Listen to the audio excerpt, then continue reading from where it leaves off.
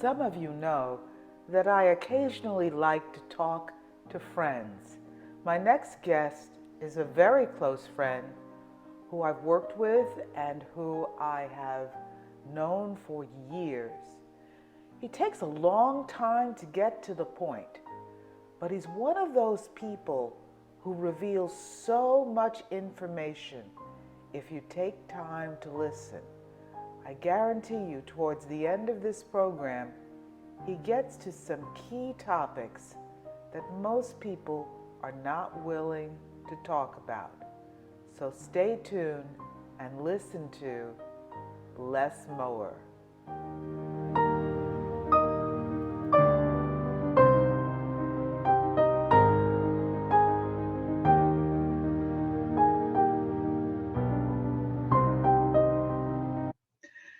Les, it's so good to see you and to have a chance to have a conversation with you. What I want people who are listening to this program and viewing it to know is that Les and I met virtually. We are talking to a man who is truly a webmaster, a technical guru, someone who I would describe as a Renaissance man, and we'll find out more about him as we begin the conversation. So welcome, Les. It's good to see you. Good to see you too. We talk so much, but we very rarely see each other. Right, we're talking on Zoom, which is really fun and very versatile for us. So let me ask you this, because when I say you're a Renaissance man, I'm not exaggerating. You do many things, including performing. You're in a wonderful group of men who sing brilliantly. What's it like to be a Renaissance man, and what does that mean for you in the 21st century? That's a very kind interpretation of who I am. My wife says I'm just scattered. But the truth is, yeah. She's a mental health therapist, and she is convinced that I should be on ADD medicine. You know, they say that for some people, ADD is a strength. So this is maybe the case with you. So you do have varied interests, but you've got this new podcast called Les Talks to Himself. What do you mean? Do you really talk to yourself? Well, not so much out loud, but now I may have to. I find myself having thoughts, and sometimes they come in the middle of the night. And for some reason, my friends don't want to receive a phone call about some spurious thought of mine at 3 o'clock in the morning.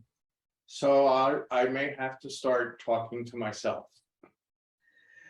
Okay. I do sit up when I have one of them and try to think it through. I was yesterday morning, I woke up. It was a Sunday morning, and I was thinking to myself, I'm a very fortunate man, and we missed any damage from the storm, and I have friends that were devastated by it. I lay in there drinking coffee, watching one of my favorite TV shows about antique cars, and I was fully that fortunate man. Every bit of my experience was that. And then I looked at my calendar on my phone, and it said, your massage begins in 2 minutes. Well, that would be really fortunate again if the massage was taking place where I was, but it was half an hour away. And I instantly went, in all of my experience, from being a fortunate man to being a doofus. I thought like a doofus, I felt like a doofus, I did things that I really could have left undone until after the massage. I acted like a doofus, and I really felt like one.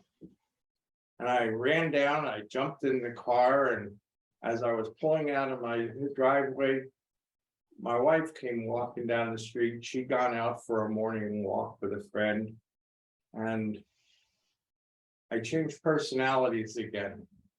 I became a slightly henpecked husband.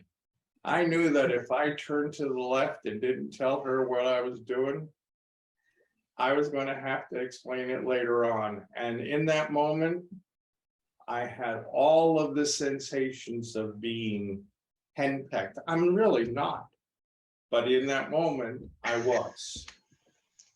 So I told her, and then I turned around and I went on and I raced on towards my massage. And along the way, I became a bit of a doofus again, in that I exceeded the speed limit in an area where I knew there was likely to be police patrols. Then I became a victim. And I mean, I really was. I thought to myself about how, you know, they're supposed to call me and text me, reminding me of this appointment, and my phone's supposed to give me a warning when something in my calendar's coming up. It wasn't my fault. I mean, I was a victim. And then I went into a role that I enjoy a lot. I became an explorer because I'm interested. I know I'm not really a victim, even though at that moment I felt like a victim. I knew I'm not, and I was wondering, how can I bring myself to this when in fact, the reason my phone didn't warn me is because I had the speaker shut off and I didn't have my earbud in. I was focused on my antique car show. I got to the massage and apologized for being late. I don't know what I would call myself in that moment. But as I got undressed to lay on the massage table, I laid down and I thought, all right, now calm down. You're Russian. There's absolutely no point in being here for a massage and being this worked up. And I became a meditator. I've done a lot of meditation in my life, and I know all the techniques, and I started to employ them. And I realized that I was spending more of my mental energy on appearing to know how to meditate and calm myself than actually doing it. So I became a fraud and felt like a fraud. My wife, as I said, is a mental health therapist, and early in her career, she had the experience or had the occasion to treat a person that truly was a multiple personality. Sometimes this woman would come in as a 6-year-old little girl. Sometimes she would come in as a 20-something street tough male, by the way. And each occasion, they really had all of the behaviors and attitudes of the different personalities. One was an artist and would bring in her paintings. One wrote beautiful poetry, and her handwriting would be different than the other personalities. And as I was laying there getting my massage, my explorer mode was running through this about, is there really any difference between me and this person that she treated other than degree? I'm all of those people, and when I am each of those different personalities I described, my behavior follows my belief of who I am. And in the end, I think I came to the idea that all of them are real. It's all the truth, but none of them are mandate. I can choose to be any one of them. And I don't have to keep acting like a doofus when I'm acting like a doofus. I don't have to keep acting like a selfish. Well, we both know the word that follows that. I just have to remember that I can be all of them, and probably that there's a benefit to fully embracing whichever personality I'm choosing to be at that moment. Well, let's back up for those people listening to you and are in awe, because what you described was a particular level of consciousness that many people don't ever reach. Instead of being in a completely reactive state, you were able to observe your expression of being in the moment in each case, because from my modest spiritual training, you were able to be present in each one. I suspect that many people have the same levels of switching that you just described, but they don't notice it because they are still watching the antique car show, or they're looking at the groceries dropped on the floor. You were able to observe yourself consciously in each moment. So in that, I would say, do you recognize what I'm asking you, which is, have you practiced being present? You know, again, as I was laying there exploring these thoughts, that was my question too. Am I really being these personalities? Am I really having these experiences, or am I sitting back just observing them? And I don't know the answer to that. I was participating in a virtual singers symposium yesterday, and it's funny that came up. There were some amazing icons in the music world there talking about the experience of singing, and one of them said, my career took a sharp upturn when one of my teachers said, tell me about that performance that you just gave. And it was in their practice session. And he said, I was quite critical of myself. And he said, you know, I'm here and I'm listening to you, and you're listening to you. Who's doing the singing? Mm-hmm. And the teacher's point was, stop watching yourself and start being yourself. And so that's where I am, is while I'm being all of these people, can I be that more fully without completely losing myself? Because I think I probably fall into the perpetual doofus if I do that. Well, let me ask you another question, since you took us on this journey with you. How would you describe yourself in your interactions with other people? How would you describe yourself with your day-to-day?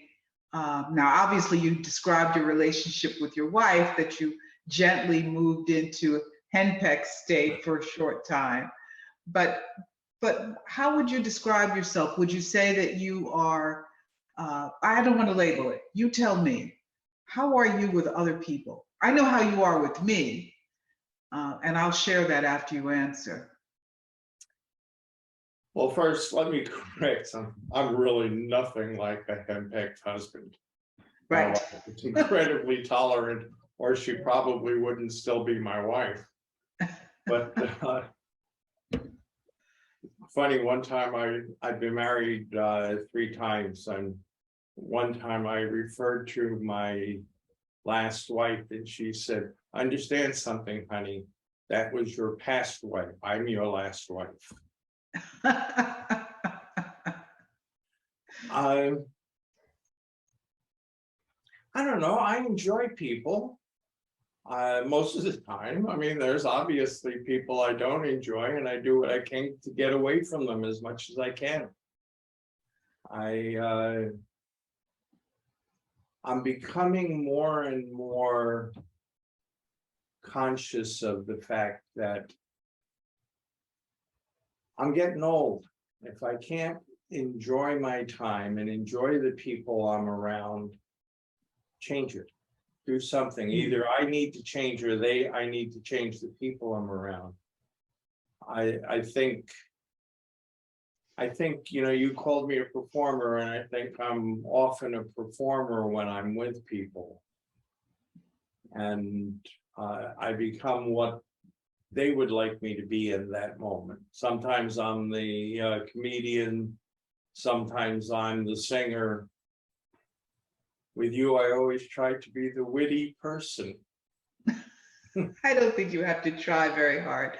I can pull up many things that you've said that have been very entertaining, but you just seem to naturally engage. You're also a great listener. Obviously, you know, I'm interviewing you because I think you have some extraordinary ways about you. I meet lots of people, you know, in my profession. I've interviewed lots of people. This is not a typical conversation that I would normally have. So I still hear this thing that's very unique, which is you engage in self-observation and self-critique, and you seem to catch yourself. When do you lose yourself? When do you, obviously watching the antique car show, but when does less disappear from less? You know, sometimes when you're driving down the road, you suddenly realize that you've gone 2 or 3 miles and you wonder how you got from A to B. I don't know if that happens to you sometimes. Or you're walking somewhere and you're in a dream state and you suddenly are at your destination. Do you have those experiences?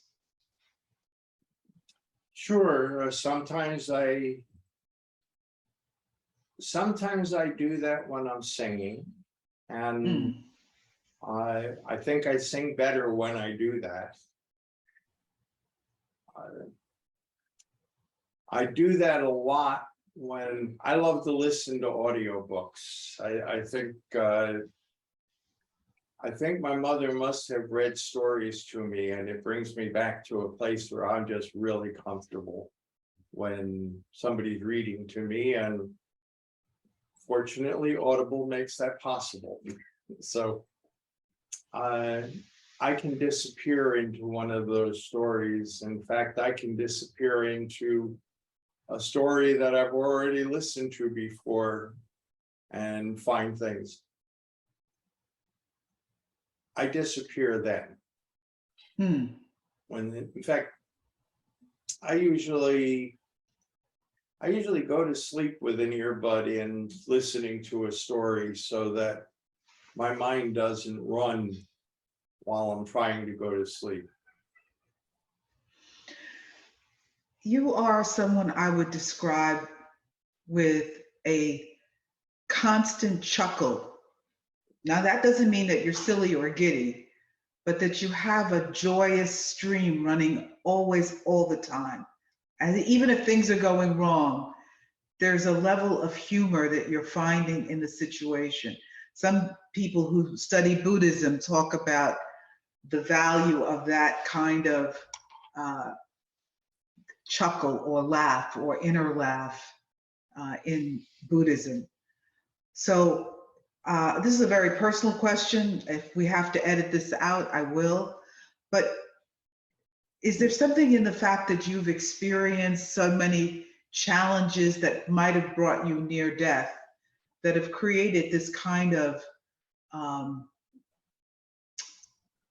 amusement or joyfulness that you bring to life? Well, I was a very easily angered person until my late 30s. I would go from pleasant to thermonuclear pretty quickly. But part of it was that I grew up just knowing that I was going to die before I was 40. I was absolutely sure of it. There was never any question. There was never any reason for it. It wasn't that my family was particularly short-lived, but I just had that sense that I was going to. And in my mid-30s, I had cancer. And it was at a time when it was pretty close to a certain death situation. But I survived. And it was funny. I had made no financial plans for living a long life. I mean, I lived like I was going to die before I was 40. So I did a real change in the way I saw life at that point. I also, at that point, did my first 10-day silent meditation. And that made a big change too.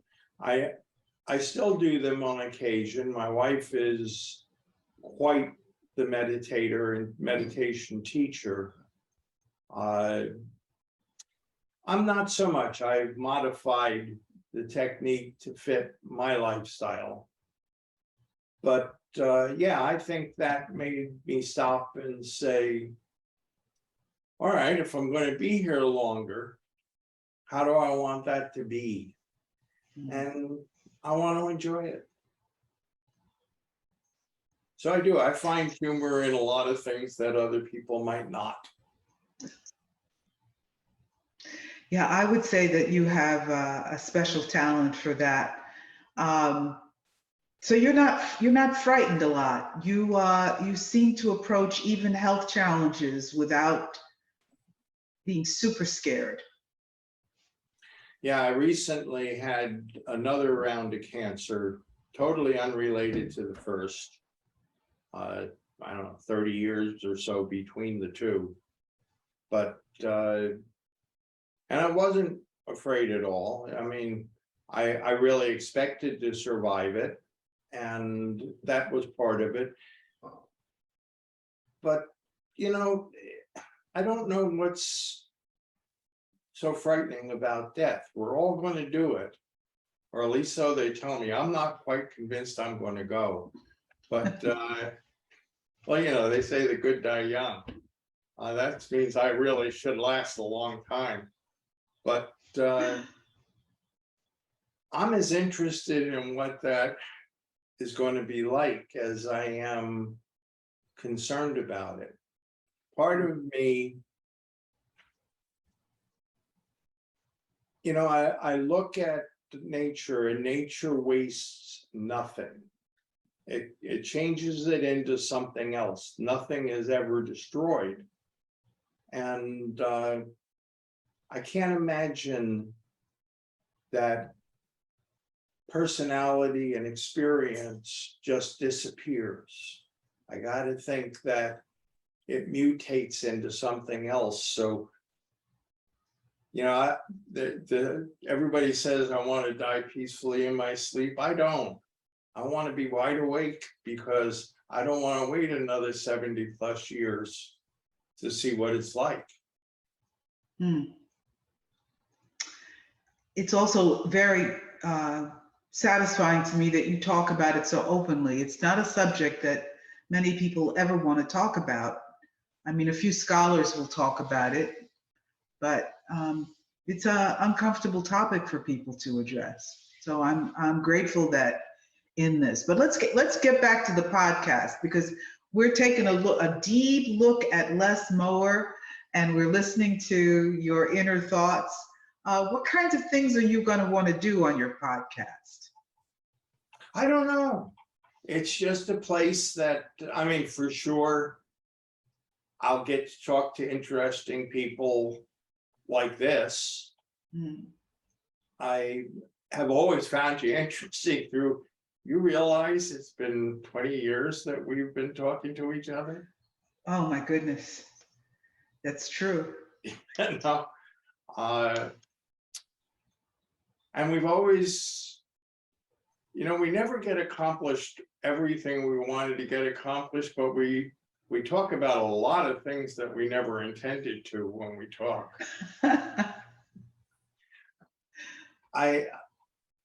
I'm fortunate to travel a lot, and I think I might use this in my travels because I've met a lot of very interesting people in those travels and never did anything with it besides enjoy it in the moment. And around the world, not everybody thinks like we think in America. Mm. So that might be something I'll do with it. I've got a lot of really interesting friends, and I'd like to see if I can entice them to speak with me in this mode. The thing is I really don't do well talking to myself. I like to bounce my thoughts off of other people. I guess that makes me an extrovert. I think that's the difference between an extrovert and an introvert is an extrovert needs that sounding board and an introvert needs to closet themselves, I believe is the way it's described. Well, all of these psychoanalytical tools are interesting, but I would say you have a unique set of characteristics that I wouldn't label one or the other. I find you deeply reflective and deeply extroverted. So you're both, in my view. You cover much territory. So we're right back to scattered. Well, talk a little bit about the singing, a little bit more about the singing. Can you describe what kind of group do you sing with and who are these guys? I sing I sing a cappella. Right now I'm singing with 2 barbershop groups, and even barbershop has evolved. Everybody knows, down by the old mill stream and the traditional barbershop songs, but barbershop is a real close 4-part harmony, and we're exploring other types of music that we can incorporate that in. One of the choruses I sing with now is working on the Eagles' 7 Bridges Road, just because of its great harmonies.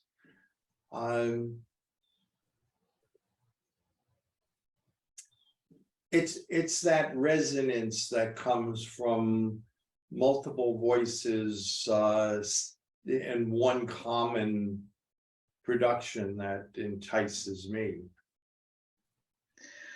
Well, that's a good description of how I feel about you. And people know I interview my friends as well. I would call you that. And I would say that I get an experience of resonance when I'm talking with you and working with you. And every single time, including this conversation, there's always something new with you, always something new to explore, always something new to discover. So I look forward to more conversations with you. Is there anything you want to say before we say goodbye? No, I'm just glad I got to have that thought with somebody besides myself. Well, we're talking with Les Mower. Les talks to himself, and I look forward to your podcast, Les. Thank you so much.